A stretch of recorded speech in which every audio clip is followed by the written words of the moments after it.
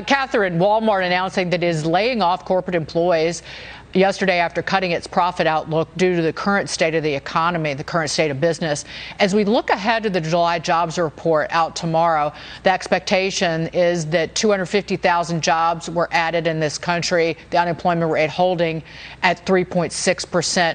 What are you expecting from the jobs report and the impact that you will see on companies that you invest in, like a Walmart? 250 for the past month sounds about right. What I'm looking forward over the course of the next 12 months, though, Dagan, is a rollover in the labor market.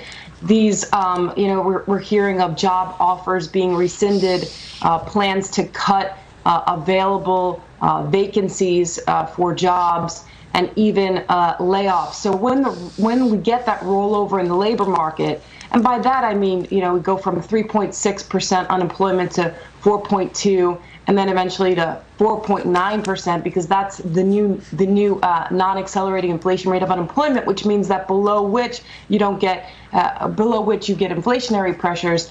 I think the Fed realizes that the way to curb inflation and get inflation back to 2% is with the unemployment rate going higher. So that means further demand destruction. My outlook is pretty negative for the U.S. economy going into 2023. And I agree with Sarah.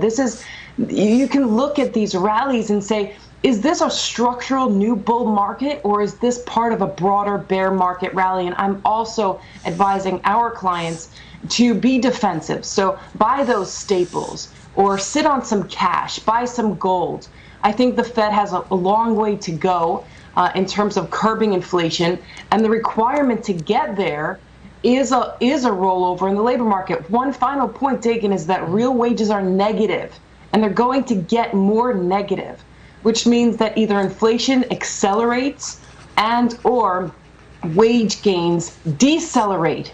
My suspicion is that we're going to have both for the course of the next month. Inflation will eventually come down, but if real wage growth year over year also does, the consumer does find himself in a difficult position. And we know that the U.S. economy is 2/3 consumption. So if we get unemployment rate going higher, consumption contracts, the U.S. finds itself in economic contraction again in 2023.